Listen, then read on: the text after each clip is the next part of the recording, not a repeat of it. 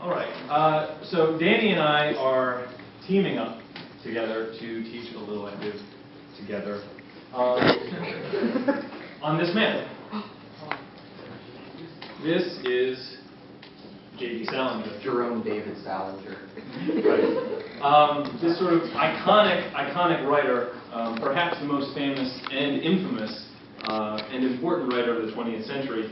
You know, he wrote just a couple of books. You know, we have 9 stories, Franny and Zoe, and Race High the Roof Beam, etc.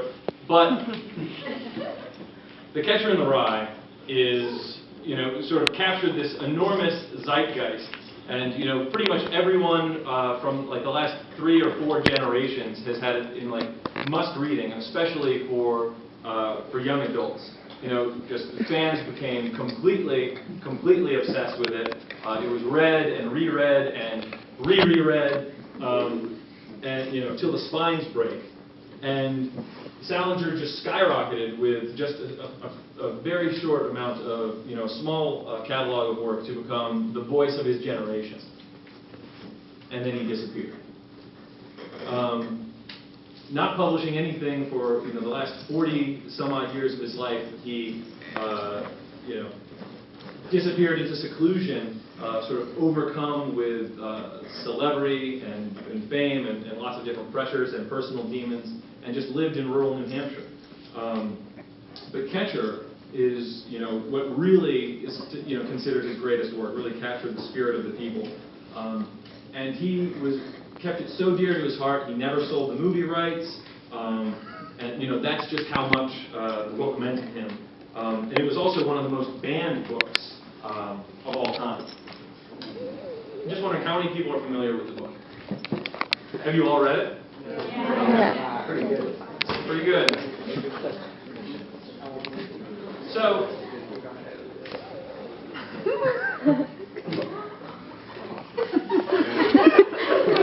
this is not J.D. Salinger.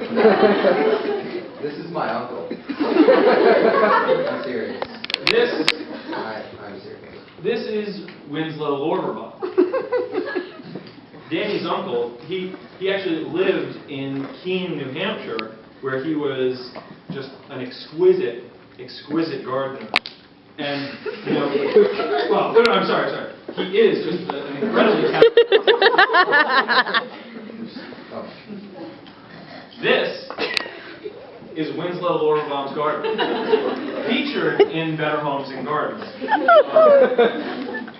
And actually, Danny, can you, who is that little man? That's Mo, my cousin. I'm serious. And if you ever sense Franny and Zoe, Salinger himself was just an incredibly dedicated and passionate horticulture fan, just a great enthusiast of the backyard arts. And having written, you know, among his weekly magazine subscriptions, so he lived in a shell, you know, he had external things coming in. Salinger was a subscriber of Better Homes and Gardens, and having read this profile piece on Winslow Lorberbach's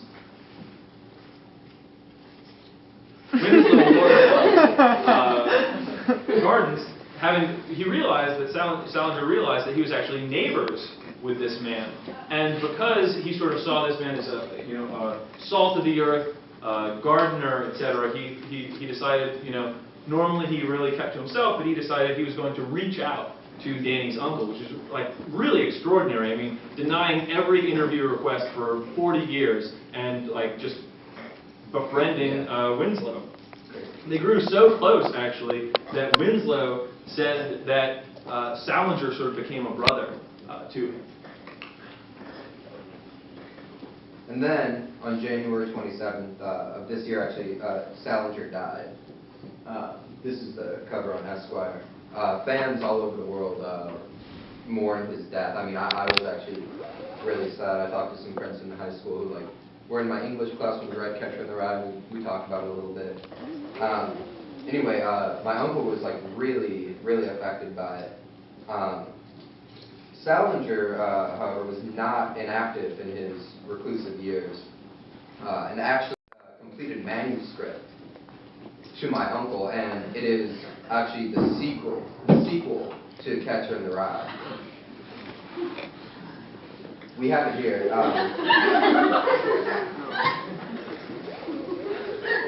My uncle was not a literary man, and so he graciously gave me the manuscript. Actually, hold on a second. Can I get everyone to just turn off your cell phones and cameras? For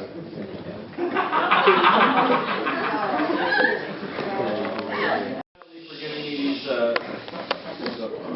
Oh, no. Explain why you have to. Well, the thing is this is the only copy of the manuscript, and the thing is that for archival purposes, it's not printed on acid-free paper, and so just the oils of our fingers could be, incredibly detrimental to this, incredibly valuable document. It's probably going to be in a museum or special collections in some library. Absolutely, and we can't even Xerox it yet because the UV light, the UV light rays, would damage it. So actually, we're going to have to see if we can't turn the lights down just like a little. Is that possible? Just lower that. Okay, that's better. That's better. Yeah. Yeah, we had it explicit in the instructions. Should I continue? Please. Okay. So the title is The Snowman's Apprentice, and the book introduces us to an older Holden Caulfield. Now, I read it. And it's insanely good. Now, I majored in English, so I had to read a ton of books. I only had to take 10 English courses at Bowdoin, but I took way more than that. I read it. And this is one of the best books I've read. I think it's even better than Catcher in the Rye, honestly. Anyway, in our elective, we're going to read the entire novel. So it's going to be a lot of reading, probably like 40 to 50 pages a night. It's not a very short book. But I swear to you, the payoff will be tremendous. As I said, it's an amazing book, and Catcher in the Rye just flows into it perfectly.